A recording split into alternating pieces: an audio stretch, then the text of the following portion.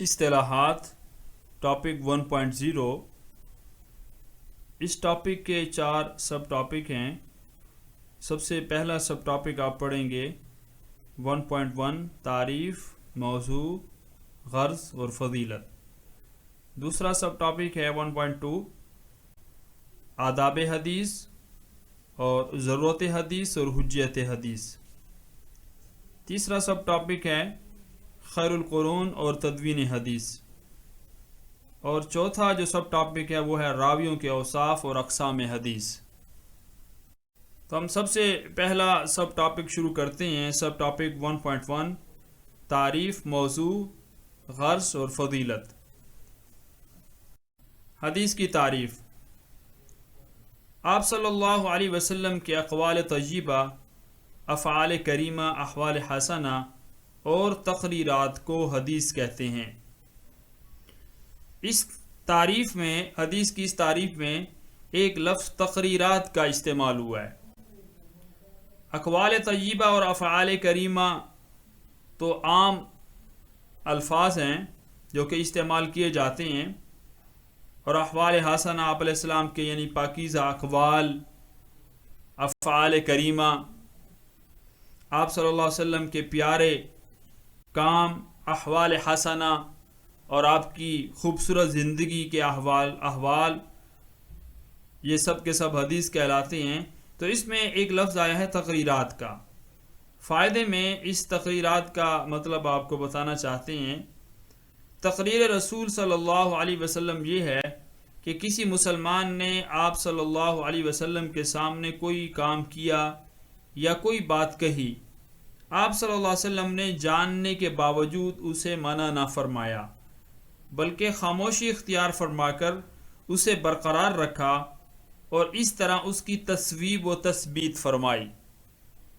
یعنی گویا جب آپ صلی اللہ علیہ وسلم ایک بات کو سننے کے بعد خاموش رہے، یا کسی صحابی کے کسی عمل کو دیکھ کر آپ صلی اللہ علیہ وسلم نے سکوت فرمایا، اس کا مطلب یہ ہوا کہ آپ اس کی تصویب فرما رہے ہیں، یعنی وہ کام ٹھیک ہے، اس لیے آپ صلی اللہ علیہ وسلم نے اس پر خاموشی اختیار کی ہوئی ہے۔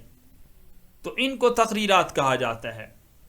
ایسے کوئی بھی اقوال ہیں یا افعال ہیں صحابہ کرام کے کہ آپ صلی اللہ علیہ وسلم نے سن کر یا دیکھ کر خاموشی اختیار فرمائی، تو ان کو تقریرات کہا جاتا ہے۔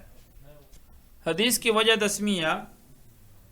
لفظ حدیث یہ ضد ہے قدیم کی۔ حدیث نئی بات کو کہتے ہیں اور قدیم پرانے کو کہتے ہیں۔ کتاب اللہ قدیم ذات کا کلام ہے تو قدیم ہوا، اللہ کی ذات قدیم ہے تو کتاب اللہ قدیم، اور حدیث بعد میں اس کی تشریح اور تفسیر ہے، اس لیے حدیث نام رکھا گیا ہے۔ اور وجوہات بھی اس کی ذکر کی گئی ہیں کہ قرآن مجید میں اللہ جل جلالہ فرماتے ہیں وَأَمَّا بِنِعْمَةِ رَبِّكَ فَحَدِّثْ، کہ آپ اپنے رب کی نعمتوں کو بیان کیجئے، تو اس کے لیے حدیث کا لفظ استعمال کیا گیا۔ تو آپ صلی اللہ علیہ وسلم نے بھی جو بھی اقوال اپنی زندگی میں فرمائے اور جو بھی آپ کے افعال ہیں، جو بھی آپ نے بیانات فرمائے، وہ سب اسی وجہ سے ان کو حدیث کہا جاتا ہے، اس حدیث کے لفظ کی وجہ سے کہ فحدث کہ آپ انہیں بیان کیجئے۔ اور اسی طرح وَإِذْ أَسَرَّ النَّبِيُّ إِلَى بَعْضِ أَزْوَاجِهِ حَدِيثًا، کہ آپ علیہ السلام جب اپنی بعض ازواج سے ایک بات کو چھپانے لگے تو وہاں پہ بھی حدیث کا لفظ استعمال کیا گیا۔ اللہ جل جلالہ نے بھی آپ صلی اللہ علیہ وسلم کی بات مبارک کو، آپ کے قول کو حدیث فرمایا، تو اسی لیے اس کا نام حدیث رکھا گیا۔ علم حدیث کا موضوع حضور صلی اللہ علیہ وسلم کی ذات گرامی ہے، اس حیثیت سے کہ جناب رسول اللہ صلی اللہ علیہ وسلم اللہ کے رسول اور نبی ہیں۔ یعنی آپ صلی اللہ علیہ وسلم کی نبوی زندگی سے بحث کی جائے گی اس میں کہ حضور صلی اللہ علیہ وسلم نے کیا فرمایا،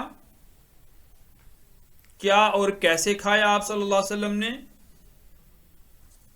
کیا پہنا، اپنوں اور غیروں سے کیا سلوک کیا، جنگ و امن میں امیر و غریب، دشمن و دوست سے کس طرح معاملہ فرمایا، اور آپ نے کیا کیا احکامات صادر فرمائے۔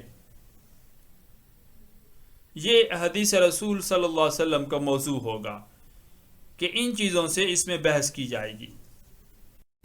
علم حدیث کی غرض و غایت وہ دعائیں اور فضیلتیں حاصل کرنا ہے جو احادیث پڑھنے پڑھانے والے کے لیے احادیث میں وارد ہوئی ہیں، کیونکہ احادیث رسول صلی اللہ علیہ وسلم سے علم کی بھی اور علماء کی فضیلتیں منقول ہیں۔ فرمایا گیا کہ قل هل يستوي الذين يعلمون والذين لا يعلمون، کہ کیا عالم اور جاہل برابر ہو سکتے ہیں؟ یعنی ہرگز ایسا نہیں ہو سکتا۔ اسی طرح اللہ تعالیٰ نے دین کی اہمیت جتلانے کے لیے ایک دوسری جگہ بھی اپنے پیارے حبیب صلی اللہ علیہ وسلم کو علم دین کی زیادتی کی دعا کا حکم فرمایا کہ وَقُلْ رَبِّ زِدْنِي عِلْمًا۔ ایک اور مقام میں اللہ جل جلالہ نے ارشاد فرمایا يَرْفَعِ اللَّهُ الَّذِينَ آمَنُوا مِنْكُمْ وَالَّذِينَ أُوتُوا الْعِلْمَ دَرَجَاتٍ، کہ اللہ تعالیٰ مومنوں کے مراتب بلند کرتے ہیں، خصوصاً اہل علم کے مراتب تو کئی گنا زیادہ فرماتے ہیں۔ تو بہرحال بہت سی آیات قرآن علم اور علماء کی فضیلت پر دلالت کرتی ہیں، اور اسی طرح چند ایک احادیث بھی ذکر کی جاتی ہیں کہ جن میں خاص طور پر علم حدیث کی فضیلت کو ذکر کیا گیا۔ ابو داؤد شریف کی حدیث ہے، حضرت زید بن ثابت رضی اللہ تعالیٰ عنہ روایت کرتے ہیں، فرماتے ہیں کہ قال كان رسول اللہ صلی اللہ علیہ وسلم یقول رزق اللہ امرا سمع مقالتی، ایسے یہ الفاظ بھی منقول ہیں کہ نظر اللہ امرا سمع منا حدیثا فحفظه حتى يبلغه۔ اس کا مطلب یہ ہے کہ آپ صلی اللہ علیہ وسلم نے ارشاد فرمایا اللہ تعالیٰ اس شخص کو تر و تازہ رکھے جس نے میری بات سنی پھر اسے یاد کیا تاکہ اس کو دوسرے شخص تک پہنچا دے۔ اسی طرح حضور اکرم صلی اللہ علیہ وسلم نے علماء اور محدثین کو اپنا جانشین بتا کر ان کے لیے دعائے رحمت بھی فرمائی، جیسا کہ امام طبرانی رحمہ اللہ نے اوسط میں حضرت ابن عباس رضی اللہ تعالیٰ عنہ کی یہ روایت نقل کی ہے۔ عن ابن عباس رضی اللہ تعالیٰ عنہ قال قال رسول اللہ صلی اللہ علیہ وسلم اللہم ارحم خلفائی، قلنا یا رسول اللہ من خلفاؤک؟ قال الذین یروون احادیثی ویعلمونها الناس۔ حدیث کا مطلب یہ ہے کہ حضرت عبداللہ ابن عباس رضی اللہ تعالیٰ عنہ سے روایت ہے، آپ صلی اللہ علیہ وسلم نے فرمایا اے پروردگار میرے جانشینوں پر رحم فرما، میرے خلفاء پر رحم فرما۔ صحابہ کرام رضوان اللہ علیہم اجمعین نے پوچھا حضور صلی اللہ علیہ وسلم آپ کے خلفاء کون ہیں؟ آپ صلی اللہ علیہ وسلم نے فرمایا جو میری باتیں نقل کر کے لوگوں کو سکھلاتے ہیں۔ اللہ تعالی ہمیں نقل کرنے کے ساتھ سکھانے والا بھی بنائے، پہلے سیکھنے والا بنائے اور پھر سکھانے والا بنائے۔ صرف علم پڑھا نہیں جاتا، اس کو سیکھا بھی جاتا ہے۔ اسی طرح ابو داؤد شریف میں حضرت ابو ہریرہ رضی اللہ تعالیٰ عنہ کے لیے روایت بھی منقول ہے کہ ما من رجل يسلك طريقا يطلب فيه علما الا سهل الله به طريقا الى الجنہ۔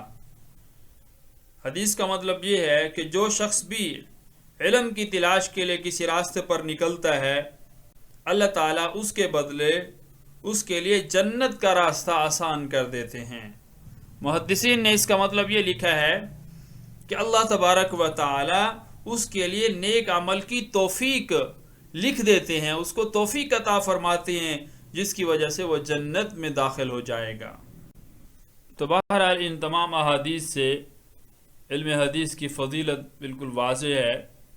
اسی طرح حدیث کا مفہوم یہاں پہ بھی لکھا گیا ہے، مشکات شریف کی حدیث ہے، اللہ تبارک و تعالی اس آدمی کو تر و تازہ رکھے، باغ و بہار اور خوش و خرم رکھے جس نے میری بات کو سنا پھر اس کو یاد کیا اور محفوظ کیا اور دوسروں تک پہنچایا۔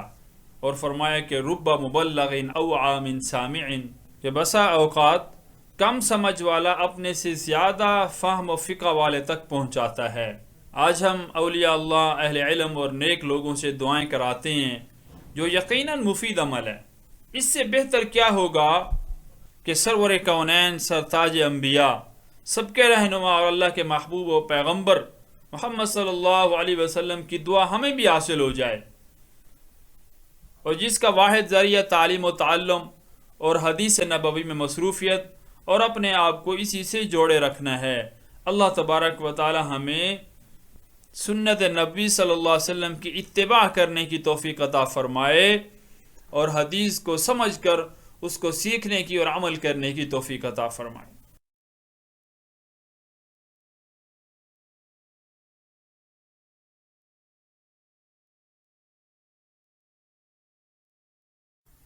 سب ٹاپک 1.2 طالب حدیث کے آداب۔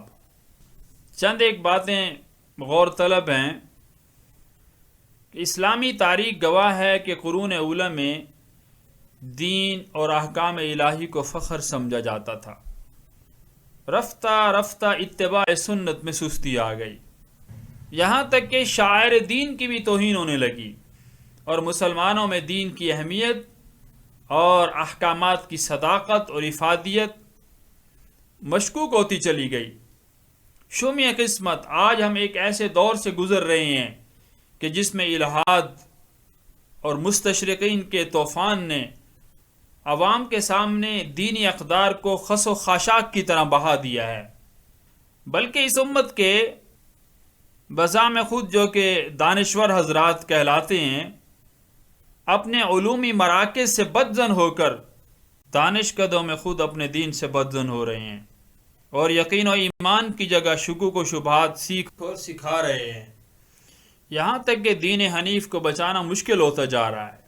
آج مستشرقین یورپ اور ان کے ہم نوا جو ہیں انہوں نے احکامات دینیہ کو ایک مفروضہ سمجھ لی اور اپنے جو ان کے مزعومات باطلہ ہیں جو دنیاوی ریسرچ ہے اس کو بڑے خوبصورت نام دیے، جاذب نظر اور خوبصورت عنوانات دے کر جدید تعلیم یافتہ طبقے کو بہکانے کی کوشش میں لگے ہوئے ہیں، اور ادھر یہ سادہ زندگی گزارنے والے اور خیالات باطلہ کو اپنے نفسانی خواہشات کے عین مطابق پانے کی وجہ سے انہیں ان تحقیقات پر بڑی داد دیتے ہیں اور آسمانوں پر چڑھا دیتے ہیں۔ اللہ تبارک و تعالی ہمیں اس دین متین کی مزید محبتیں عطا فرمائے اور دنیا کی جھوٹی رنگینیوں سے اللہ تعالی ہم سب کو محفوظ فرمائے۔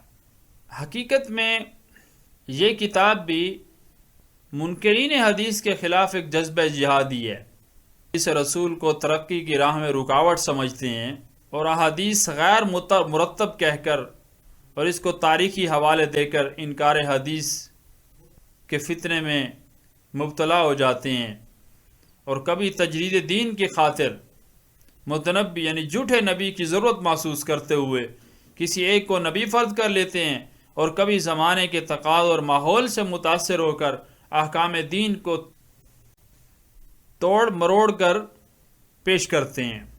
احادیث رسول صلی اللہ علیہ وسلم کو ترقی کی راہ میں رکاوٹ سمجھنے والوں کو یہ سوچنا چاہیے کہ حضرات صحابہ کرام رضوان اللہ علیہم کی تاریخ ہمارے لیے عبرت ہے۔ دنیا کے علوم و فنون سے ناآشنا تھے مگر ساری دنیا کو جہاں بانی اور جہاں دانی سکھا گئے اور حقیقی تعلیم و تہذیب اور حقیقی ترقی کا وہ ہمیں پتہ بتا کر گئے، اور یہ بالکل واضح ہے کہ ان کے اعمال یعنی ان کے ایمان اور اعمال صالحہ کی قوتوں نے کیسر و کسرا کی حکومتوں کو پاش پاش کر دیا تھا، اور یہ عادت اللہ ہے، دنیا میں یہ عادت اللہ رہی کہ وہ اپنی مخلوق کے رشد و ہدایت کے لیے ہر زمانے میں اللہ تعالی ایسے لوگ بھیجتے رہتے ہیں جو انسانوں کو دنیا کی زندگی سے توڑ کر اللہ تبارک و تعالی سے ان کا تعلق پیدا کرتے رہتے ہیں۔ آپ صلی اللہ علیہ وسلم کے وصال کے بعد چونکہ آپ آخری نبی ہیں، خاتم النبیین ہیں، اور آپ کے بعد کسی نبی کا آنا تو کیا ماننا بھی کفر ہے، اس لیے حضور صلی اللہ علیہ وسلم کے وصال کے بعد آپ کے خلفاء نے اس اہم کام کو احسن طریقے سے سر انجام دیا۔ اللہ تبارک و تعالی نے صحابہ کے بعد تابعین اور پھر ہر زمانے میں اللہ تعالی نے ایسے علماء امت اور مجددین اور مشائخ پیدا فرمائے جنہوں نے علوم نبوت اور تشریع اسلامی کے پہچاننے میں کسی قسم کا تساہل نہیں کیا، اور آج بھی ضرورت اس امر کی ہے کہ علوم اسلامیہ کی حفاظت اور ان کو عوام و ناس تک صحیح طریقے سے پہنچانے کے لیے ایسے جید اور محقق علماء تیار کیے جائیں جو محرفین اور نام نہاد محققین کی تلبیس کا پردہ چاک کر کے اپنا دینی، ملی اور قومی اور ملکی فریضہ سر انجام دینے میں کسی قسم کی کسر روا نہ رکھیں۔ بہرحال اسی مقصد کو پورا کرتے ہوئے مشائخ نقشبندیہ مجددیہ رحمہم اللہ اجمعین میں سے اللہ تبارک و تعالی نے آج اس دور میں نہایت محترم و مکرم حضرت شیخ ڈاکٹر ندیم قریشی دامت برکاتہم کو یہ توفیق عطا فرمائی کہ جنہوں نے ایک آسان نصاب مرتب کر کے طلباء کے لیے اور امت کے نونہالان کے لیے علم کے حصول کو آسان بنایا۔ اللہ تعالیٰ اس کو قبول و مقبول فرمائے۔ ہم ابتدا کر رہے تھے طالب حدیث کے آداب کے حوالے سے، اس پر چند ایک ضروری باتیں جو ذکر کر دی گئیں۔ سب سے اول یہ ہے کہ طالب علم اپنے اندر اخلاص پیدا کرے، اپنی نیت کو خالص کر لے اور محنت صرف اس لیے کرے کہ حق تعالیٰ کی رضا حاصل ہو، شریعت کے احکام کا علم حاصل ہو جائے۔ یہ مقصد نہ ہو کہ لوگ مجھے عالم کہیں گے، علامہ فہامہ کہیں گے، ایسا نہیں، اللہ کی رضا کا حصول مقصود ہو۔ دوسری بات طہارت، باوضو ہو کر دینی کتب کو پڑھے، اس لیے کہ پاکی کی حالت میں علم پڑھنے سے دل میں علم کا نور آتا ہے، اور علم چونکہ اللہ کی طرف سے نور ہے، اور اللہ تبارک و تعالیٰ اس پاکیزگی کی برکت سے علم کا نور عطا فرماتے ہیں۔ تیسری بات یہ کہ ادب، شیخ، استاد، والدین، کتاب، مدرسہ اور دوسری تعلیمی اشیاء کا ادب و احترام کرے، ورنہ مشہور مقولہ ہے بے ادب محروم گشت از فضل ربی، کہ بے ادب اپنے رب کے فضل سے محروم ہو جاتا ہے۔ کہ الدین کلہ ادب، دین مکمل ادب کا نام ہی ہے، اور اگر انسان بے ادب ہو جائے تو بے ادب بے نصیب اور با ادب با نصیب۔ اور خاص طور پہ علم حدیث پڑھنے والے کے لیے یہ ہے کہ وہ ادب و احترام کی حقیقت اپنے دل میں بٹھائے، کہ دین چونکہ اصل ادب کا نام ہی ہے، جو کہ خانقاہوں میں اور مدارس میں سکھایا جاتا ہے، تو وہاں باقاعدہ اپنا وقت گزار کے اس ادب کو سیکھنا چاہیے کہ مشائخ اس کی تربیت کرتے ہیں، بتاتے ہیں، سمجھاتے ہیں۔ حضرت عمر رضی اللہ تعالیٰ عنہ کا ارشاد ہے تواضعوا لمن تعلمون منہ، کہ جس سے علم سیکھتے ہو ان سے عاجزی اور ادب سے پیش آؤ۔ حضرت علی رضی اللہ تعالیٰ عنہ فرماتے ہیں انا عبد من علمنی حرفا ان شاء باع و ان شاء اتقى، کہ جس نے مجھے ایک حرف سکھایا میں اس کا غلام ہوں، اگر چاہے مجھے بیچ دے، اگر چاہے تو آزاد کر دے۔ استاد کی تعظیم کا معیار یہ ہے کہ پس پشت بھی کوئی ایسا قول یا فعل نہ ہو جو استاد تک پہنچنے کی صورت میں اس کے لیے باعث اذیت ہو، کہ کوئی لفظ اس کی زبان سے اپنے استاد کی بے ادبی کے لیے نہ نکلے۔ اجتناب عن المعاصی، گناہوں سے بچنا، طالب حدیث کو چاہیے کہ گناہوں سے دور رہے، ورنہ علم نافع سے محروم رہے گا۔ معلومات تو حاصل ہو جائیں گی، دین کی معلومات جمع ہو جائیں گی، علم کی مقدار تو ہوگی لیکن علم کی کیفیت نہیں ہوگی، کہ ایک ہوتا ہے علم کمیت کے اعتبار سے اور ایک ہوتا ہے کیفیت کے اعتبار سے۔ تو کیفیت ختم ہو جائے گی اور علم بطور معلومات کے بہت سا ہوگا، نالج بہت سا ہوگا، لیکن علم کی کیفیت نہیں ہوگی۔ اللہ تعالیٰ سے کیفیت بھی مانگنی چاہیے، تو وہی علم نافع ہوتا ہے۔ اللہ کے نبی صلی اللہ علیہ وسلم نے بھی یہی دعا فرمائی تھی اللہم انی اسألک علما نافعا ورزقا واسعا وشفاء من کل داء، کہ زمزم پیتے ہوئے آپ صلی اللہ علیہ وسلم یہی دعا مانگا کرتے تھے اللہم انی اسألک علما نافعا، اللہ میں آپ سے علم نافع کا سوال کرتا ہوں۔ حضرت خطیب بغدادی رحمہ اللہ نے زمزم پیتے ہوئے یہ دعا مانگی تھی کہ اے پروردگار مجھے، اور اس وقت کے جو بزرگ تھے بشر حافی رحمہ اللہ، مجھے ان کے قدموں میں دفنا دیا جائے۔ اللہ تعالیٰ نے ان کی دعا قبول فرمائی اور خطیب بغدادی رحمہ اللہ وہی مدفون ہوئے۔ سبحان اللہ۔ تو آپ صلی اللہ علیہ وسلم ایسی مقبولیت کے موقع پر آپ کی دعائیں سب مقبول دعائیں ہیں، لیکن اس زمزم پینے کے موقع پر آپ نے یہ دعا فرمائی اللہم انی اسألک علما نافعا۔ تو اگر گناہوں سے طالب علم نہیں بچے گا تو علم نافع سے محروم رہے گا۔ جیسا کہ امام شافعی رحمہ اللہ کا مشہور مقولہ ہے، مشہور قول ہے شکوت الی وکیع سوء حفظی فاوصانی الی ترک المعاصی لأن العلم نور من الہی ونور اللہ لا یعطى لعاصی.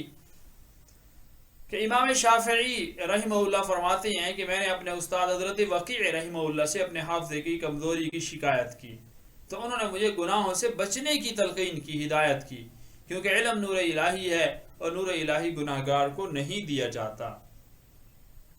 پانچویں بات اخلاق حمیدہ.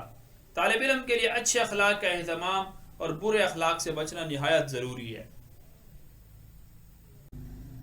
اخلاقیات کا بہتر ہونا انسان کے بادب ہونے کی نشانی ہے. چونکہ اخلاقیات کا تعلق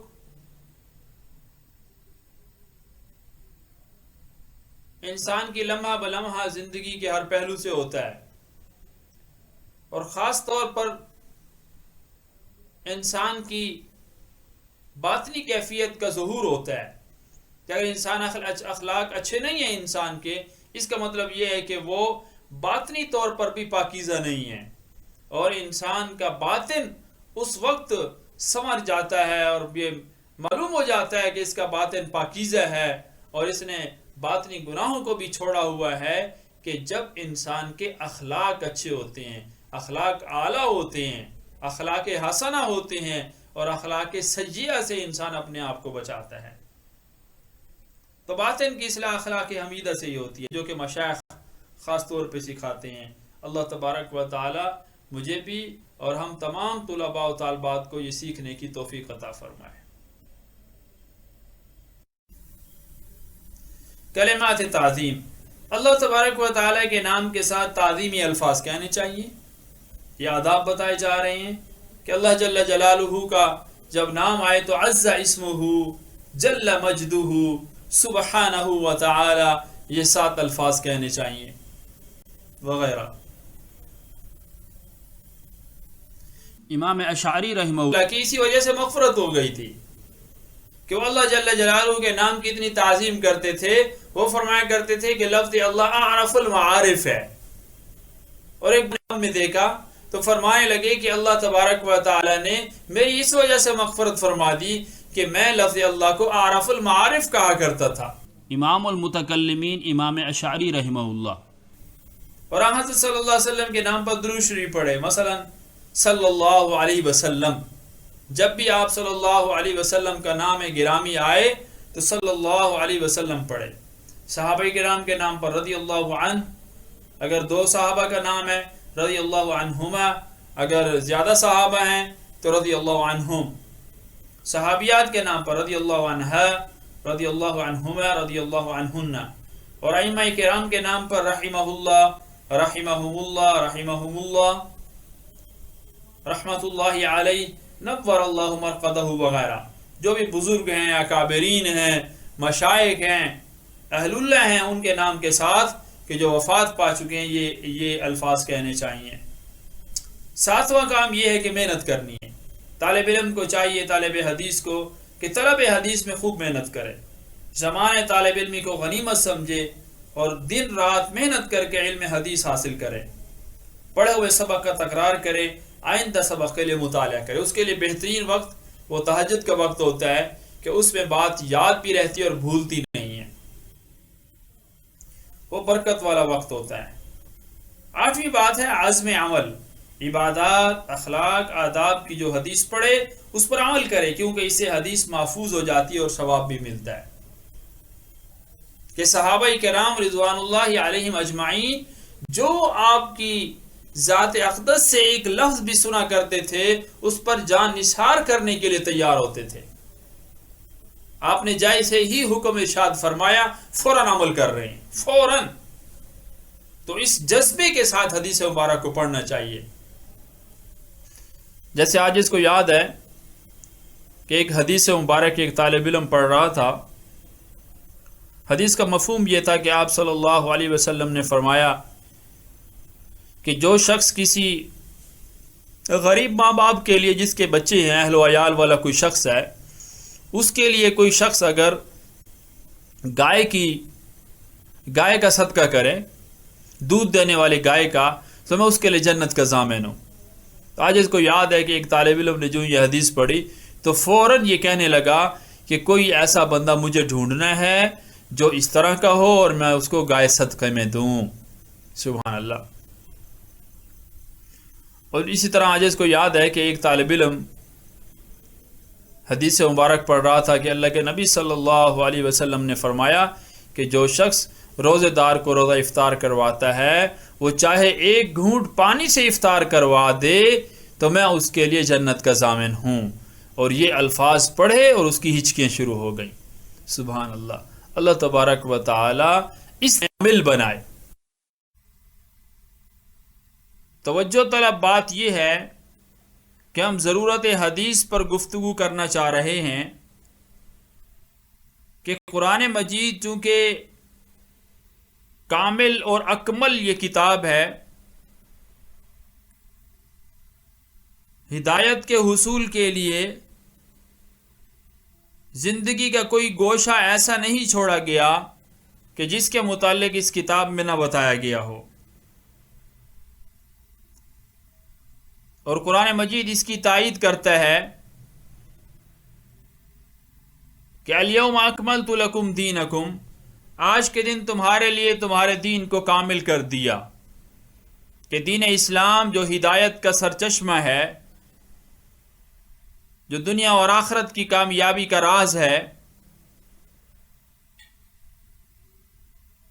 اس کو کامل کر دیا گیا کہ جو دین ہمیں پیدا ہونے سے لے کر موت تک اور موت کے بعد سے لے کر یوم جزا تک اور کامیابی اور ناکامی کے تمام اصول جو ہمیں سمجھاتا ہے، معاشرتی نظام اسلام کا، معاشی نظام، آداب زندگی، یہاں تک کہ ہر ٹاپک پر اہم اور بنیادی قوانین اور نکات کو قرآن مجید میں بتا دیا گیا. لیکن ساتھ ساتھ قرآن مجید میں اجمالی احکامات بھی بیان فرمائے، جیسے کہ محکم اور متشابہ آیات ہیں کہ ان میں سے جو متشابہ آیات ہیں ان کی تفسیر واضح نہیں ہوئی، جیسا کہ فرمایا کہ ہن ام الکتاب و اخر متشابہات. آگے فرمایا فاما الذین فی قلوبہم زیغ فیتبعون ما تشابہ منہ، کہ جن کے دلوں میں کجی ہوتی ہے وہ متشابہات کے پیچھے لگ جاتے ہیں. اور ایسی آیات بھی ہیں کہ جن کی تفسیر کے لیے احادیث کی ضرورت پڑتی ہے. چونکہ قرآن ہدایت ہے اور ہادی اللہ کے نبی صلی اللہ علیہ وسلم ہے، قرآن مجید مسلک ہے اور اللہ کے نبی صلی اللہ علیہ وسلم سالک ہیں. تو قرآن مجید متن ہے اور حدیث اس کی شرح ہے. جیسا کہ حضرت عائشہ رضی اللہ تعالی عنہ نے فرمایا کہ کان خلقہ القرآن، کہ آپ صلی اللہ علیہ وسلم کے اخلاق وہ قرآن مجید ہی ہے. کہ جو آپ صلی اللہ علیہ وسلم کی سیرت طیبہ کا مطالعہ کرنا چاہے اور آپ کے اخلاقی اقدار کو دیکھنا سمجھنا چاہے، اس پہ عمل کرنا چاہے، تو وہ پورے قرآن مجید کو پڑھے اور اس کو سمجھے. تو قرآن مجید کے جو احکامات ہیں اللہ تعالیٰ کی طرف سے، اس ایک ایک حکم پر آپ صلی اللہ علیہ وسلم نے عمل کر کے دکھایا اور صحابہ کرام نے اس کو سمجھا اور پھر اسی طرح وہ عمل کرتے چلے گئے. یہاں تک کہ بہت سی ایسی آیات ہیں کہ جن کو ہم حدیث کے بغیر سمجھ ہی نہیں سکتے، ممکن ہی نہیں ہے ہمارے لیے ان آیات کو سمجھنا. اور ایسے بھی مقامات ہیں کہ صحابہ کرام رضوان اللہ علیہم اجمعین نے آپ علیہ السلام سے پوچھا کہ اللہ کے نبی صلی اللہ علیہ وسلم اس آیت کا کیا مطلب ہے، اس کا کیا مفہوم ہے؟ تو آپ صلی اللہ علیہ وسلم نے پھر ان کو وہ مقام سمجھایا. تو معلوم ہوتا ہے بہت سی ایسی آیات ہیں اور ان کی ہم چند مثالیں پیش کریں گے سب سے پہلے ہم یہ بتائیں گے کہ ضرورت حدیث، کہ حدیث کی ضرورت جو ہے کتنی ہے اور اس کی کیا اہمیت ہے، اور اس کے لیے یہ چند ہم آیات پیش کریں گے کہ جن کو سمجھنا بغیر حدیث کے ناممکن ہے۔ آئیے چند آیات احادیث کی روشنی میں سمجھتے ہیں۔ ضرورت حدیث، بلا شبہ قرآن مجید ایک کامل ضابطہ حیات، مکمل دستور عمل ہے، ہماری زندگی کا کوئی گوشہ ایسا نہیں جس کے متعلق قرآن مجید سے ہدایت نہ ملتی ہو۔ جیسا کہ اللہ تبارک و تعالی فرماتے ہیں الیوم اکملت لکم دینکم، سورہ مائدہ میں، کہ آج کے دن میں نے تمہارے لیے تمہارے دین کو کامل کر دیا۔ اس قرآن میں مملکت اسلامیہ کے اصول بھی ہیں، قانون کے تمام انواع بھی ہیں، اصلاح اعمال اور شائستہ اخلاق کے لیے ہدایات بھی ہیں، معاشرت کے ضابطے اور خلوت و جلوت کے آداب بھی ہیں۔ لیکن چونکہ قرآن کریم میں اللہ تعالیٰ نے اجمالی احکامات بھی بیان فرمائے ہیں، جیسا کہ محکم اور متشابہ آیات بھی ہیں، اور ایسی آیات بھی ہیں جن کی تفسیر سمجھنے کے لیے احادیث کی ضرورت پڑتی ہے۔ آئیے چند آیات احادیث کی روشنی میں سمجھتے ہیں۔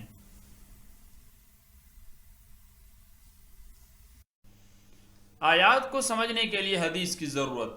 مثال نمبر 1 ہے اقیم الصلاۃ، جس کا ترجمہ ہے کہ نماز قائم کرو۔ اللہ تبارک و تعالی نے نماز کا قرآن میں بارہا حکم دیا، لیکن قرآن مجید میں نماز پڑھنے کا طریقہ اور اس کے اوقات اور رکعات کی تعداد کا ذکر نہیں کیا گیا۔ ان کی تفصیل جاننے کے لیے احادیث کی ضرورت ہے۔ چنانچہ حضرت ابو ہریرہ رضی اللہ تعالیٰ عنہ سے روایت ہے، آپ صلی اللہ علیہ وسلم مسجد کے ایک کونے میں تشریف فرما تھے کہ ایک شخص مسجد میں داخل ہوا، اس نے نماز پڑھی، لیکن اس طرح کے تعدیل ارکان یعنی قومہ جلسہ کی اس نے رعایت نہ کی، یعنی رکوع کے بعد تسلی سے کھڑا ہونا، قومہ کرنا اور اس کے بعد سجدے میں جانا، تو وہ اس نے احتیاط سے نہ کیا، اور ایک سجدے کے بعد جو جلسہ ہوتا ہے دونوں سجدوں کے درمیان، تو وہ بھی اس نے تعدیل کا لحاظ نہ رکھا، رعایت نہ کی، تو آپ صلی اللہ علیہ وسلم کی خدمت میں حاضر ہوا اس طرح نماز پڑھ کے، سلام عرض کیا، آپ صلی اللہ علیہ وسلم نے اس کے سلام کا جواب دیا اور اس کو فرمایا کہ جاؤ پھر نماز پڑھو، فصلی فإنک لم تصلی، حدیث کے الفاظ ہے، فصلی فإنک لم تصلی، پھر نماز پڑھو اس لیے کہ تم نے نماز نہیں پڑھی۔ حدیث میں آتا ہے وہ چلا گیا اور جس طرح پہلے اس نے نماز پڑھی تھی اسی طرح پھر اس نے نماز پڑھی، اور آپ صلی اللہ علیہ وسلم کی خدمت میں آ کر سلام عرض کیا۔ آپ علیہ السلام نے حسب سابق اس کے سلام کا جواب دیا اور اس سے فرمایا کہ فصلی فإنک لم تصلی، کہ جاؤ دوبارہ نماز پڑھو اس لیے کہ تم نے گویا نماز نہیں پڑھی۔ تو اس طرح 3 مرتبہ ہوا، تیسری یا چوتھی مرتبہ اس شخص نے کہا یا رسول اللہ صلی اللہ علیہ وسلم مجھے سکھلا دیجئے کہ میں نماز کس طرح پڑھوں۔ تو آپ صلی اللہ علیہ وسلم نے ارشاد فرمایا جب تم نماز پڑھنے کا ارادہ کرو پہلے اچھی طرح وضو کر لو، پھر قبلے کی طرف منہ کر کے کھڑے ہو کر تکبیر کہو، پھر قرآن کریم کی جو سورت تم کو آسان معلوم ہو اس کو پڑھو، پھر اطمینان کے ساتھ رکوع کرو، پھر سر اٹھاؤ یہاں تک کہ سیدھے کھڑے ہو جاؤ، قومہ صحیح طرح کرو، پھر اطمینان کے ساتھ سجدہ کرو، پھر سر اٹھاؤ اور اطمینان کے ساتھ بیٹھ جاؤ، پھر اطمینان کے ساتھ دوسرا سجدہ کرو، 2 سجدوں کے درمیان جلسہ جو ہے وہ صحیح طرح کرو، پھر سر اٹھاؤ اور اطمینان کے ساتھ بیٹھ جاؤ، پھر اپنی تمام نماز اسی طرح ادا کرو۔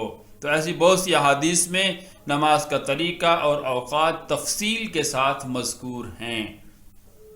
تو نماز کی یہ جتنی تفصیلات ہیں کہ اس کے اہم ترین یہ جو فرائض ہیں کہ جن پر ہم عمل کریں گے اور جن کو ادا کریں گے تو ہماری نماز جو ہے وہ صحیح ادا ہو جائے گی، اور اگر فرض ہم چھوڑ دیں گے، کچھ ہمارا مس ہو جائے گا نماز میں، تو ہماری نماز ہوگی یا نہیں ہوگی، اور نماز کے پھر واجبات ہیں، پھر سنن ہیں، ان چیزوں کو کیسے ادا کرنا ہے۔ سنن اور واجبات تو بعد کی بات ہے، یہ فرائض کو صحیح طرح ہم نے کس طرح ادا کرنا ہے، اور اس میں تعدیل ارکان کا کیسے لحاظ رکھنا ہے، تو آپ صلی اللہ علیہ وسلم نے یہ طریقہ سکھایا۔ صرف یہ احادیث نہیں پڑھائی جاتی کہ آپ صلی اللہ علیہ وسلم نے فرمایا فصلی فإنک لم تصلی، جو ہم اس چیز کو اس بات کے لیے تو دلیل بناتے ہیں کہ جن لوگوں سے ہمارا اختلاف ہے نماز کے طریقے میں، جو رفع یدین کرتے ہیں اور جو رفع یدین نہیں کرتے، ہم یہ کہتے ہیں کہ دیکھیں آپ صلی اللہ علیہ وسلم نے فرمایا فصلوا کما رأیتمونی اصلی، ویسے نماز پڑھو جیسے تم مجھے نماز پڑھتا ہوا دیکھتے ہو۔ تو یہ ہم ان کو سمجھانے کے لیے یہ حدیث تو پیش کرتے ہیں کہ دیکھیں آپ صلی اللہ علیہ وسلم نے رفع یدین نہیں کیا، لیکن حقیقت میں اس بات پر بھی غور کرنا چاہیے، جو اصل مقصد ہے اس سے ہمیں ہٹنا نہیں چاہیے کہ آپ علیہ الصلوۃ والسلام نے فرمایا کہ ایسے نماز پڑھو جیسے میں پڑھتا ہوں، یعنی تعدیل ارکان کا لحاظ رکھو، اس طرح خشوع اور خضوع کے ساتھ نماز کو ادا کیا کرو، اور نماز کے اندر یعنی چوری مت کیا کرو۔ اس کو نماز چور کہتے ہیں کہ جو آدمی صحیح طرح ارکان کا لحاظ نہیں رکھتا، وہ نماز میں چوری کرنے والا ہے۔ تو بہرحال جس سے معلوم ہوتا ہے کہ یہ جو احادیث ہیں ان میں نماز کا طریقہ اور اوقات تفصیل کے ساتھ بتلائے گئے ہیں۔ مثال نمبر 2 ہے وآتوا الزکاۃ، زکوٰۃ کی تفصیل، مقدار اور وقت وغیرہ قرآن نے بیان نہیں کیا۔ تفصیل جاننے کے لیے احادیث کی ضرورت ہے۔ متعدد احادیث میں یہ بات وارد ہے کہ 200 درہم پر 5 درہم زکوٰۃ واجب ہے، یعنی کل مال کا 40واں حصہ، 2.5% جو ہے وہ زکوٰۃ دینا پڑے گی، اور اسی 40ویں حصے کو جیسا کہ 2.5% کہہ سکتے ہیں۔ تو اب یہ زکوٰۃ کی مقدار جو ہے وہ ہمیں حدیث سے معلوم ہو رہی ہے کہ 5 درہم جو ہے وہ 200 کا وہ 40واں حصہ بنتا ہے، جس کو 2.5% ہم کہتے ہیں۔ تو یہ 40واں منانا نہیں ہے، ہاں جی 40ویں منانا نہیں لگ جانا، ہم نے 40واں حصہ زکوٰۃ دینی ہے۔ اسی طرح یہ بھی ذہن میں رکھیں کہ یہ تو بات کو جتنا واضح کیا جائے تو کیا جا سکتا ہے کہ سونے میں کتنی زکوٰۃ ہے، چاندی میں کتنی ہے، بھیڑوں میں کتنی ہے، بھینسوں میں کتنی ہے، بکریوں میں کتنی ہے، کب دینی ہے، اونٹوں میں کتنی زکوٰۃ ہے، گھوڑوں میں کتنی زکوٰۃ ہے۔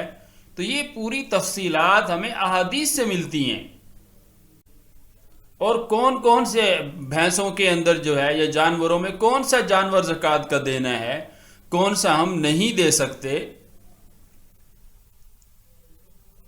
تو یہ پوری تفصیلات ہمیں احادیث سے جن کی وضاحت ملتی ہے۔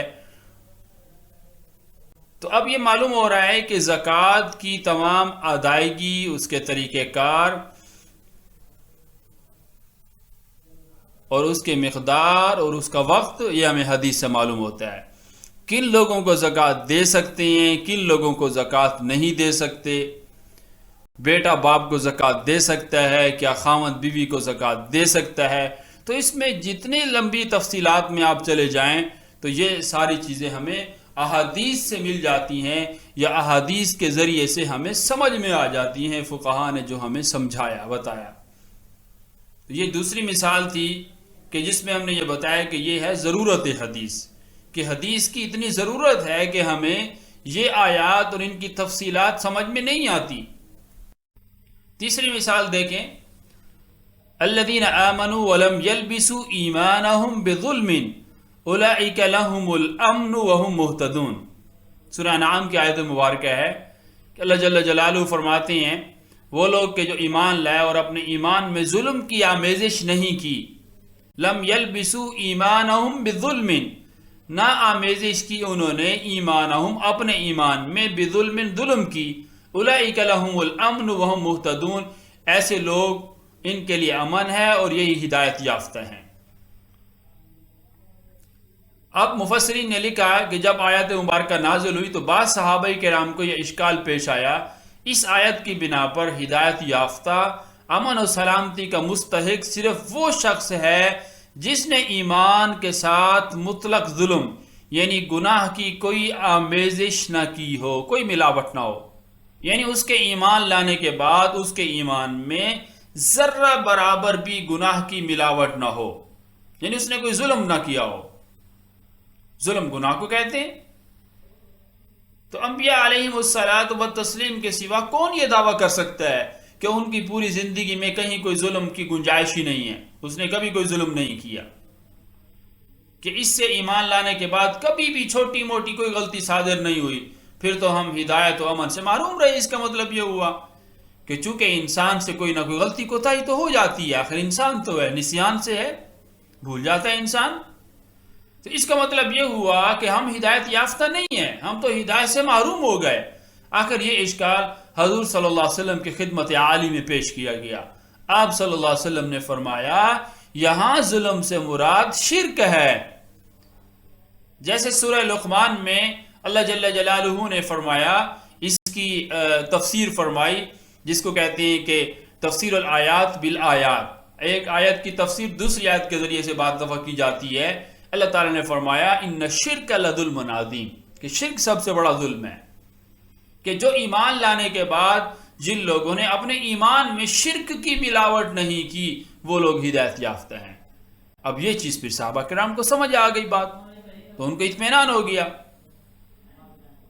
تو اب دیکھیں، آپ نے دیکھا کہ قرآن مجید کے لفظی عموم و اطلاق سے زبان دانوں کو یہ شبہ پیدا ہو گیا، اور معلم قرآن صلی اللہ علیہ وسلم نے اس کی تخصیص و تقیید سے اس کا ازالہ فرمایا کہ نہیں، اس سے خاص یہ ظلم مراد ہے۔ آپ صلی اللہ علیہ وسلم نے پھر اس کا ازالہ فرمایا۔ صحابہ کرام رضوان اللہ علیہم اجمعین جن کی مادری زبان میں قرآن مجید اترا تھا، جب وہ قرآن دانی میں تعلیمات نبوی کے محتاج ہیں تو ہم اور آپ اردو عربی لغت دیکھنے سے کیوں کر تعلیمات نبوی سے مستغنی ہو سکتے ہیں؟ چند عقلی دلائل۔